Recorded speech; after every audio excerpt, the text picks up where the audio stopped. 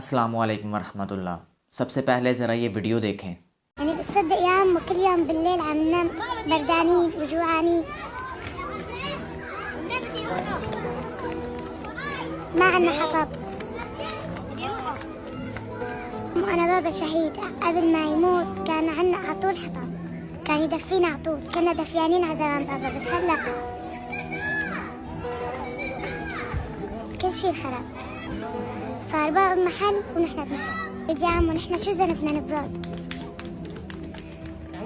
هيك الأولاد عندي عندهم أب هيك عايشين ولا مثلنا؟ طيب يا عمو ابنك نام مرة بس مرة بدون أكل هو بردان؟ طبعا لا، شو ذنبنا نحن؟ كل الأولاد اللي عندهم أبهات عطول عم بيناموا دفيانين.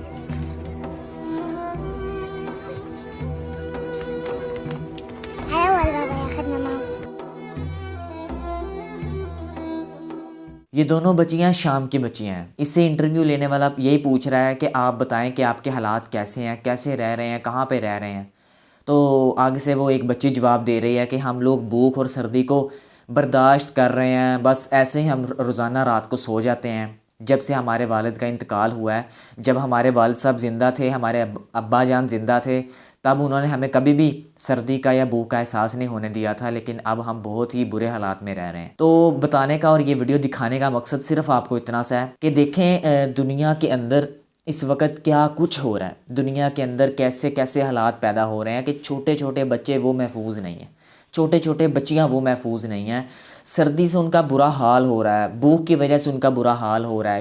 خاص کر جو شام اور عراق کے بچے ہیں، فلسطین کے بچے ہیں، در بدر کی ٹھوکریں بیچارے کھا رہے ہیں۔ اللہ تعالیٰ ان کو صبر جمیل عطا فرمائے، اللہ تعالیٰ ان کو اپنے ماں باپ کے جانے پر جو ہے صبر عطا فرمائے کہ اتنا بڑا وہ انعام جو ہے وہ کھو کر بعد میں بھوک اور پیاس جیسے امتحانات کو بھی فیس کر رہے ہیں۔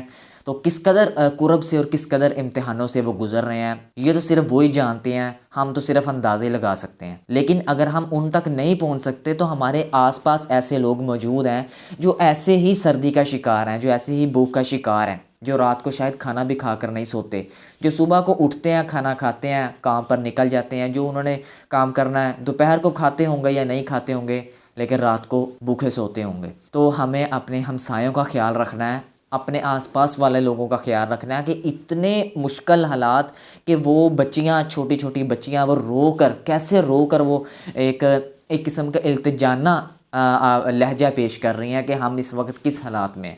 تو کسی کا بھی رونے کو دل نہیں کرتا۔ بات یاد رکھیے گا، آنسو تب ہی نکلتے ہیں جب دل رو رہا ہو۔ تو ایک چھوٹی سی بچی، اس کو رونے کا پتہ بھی نہیں ہوتا کہ روتے کیسے ہیں، لیکن جب دل دکھی ہوتا ہے نا، جب دل جو ہے خون کے آنسو ہوتا ہے، تب آنکھوں سے آنسو نکل آنا کوئی بڑی بات نہیں ہوتی۔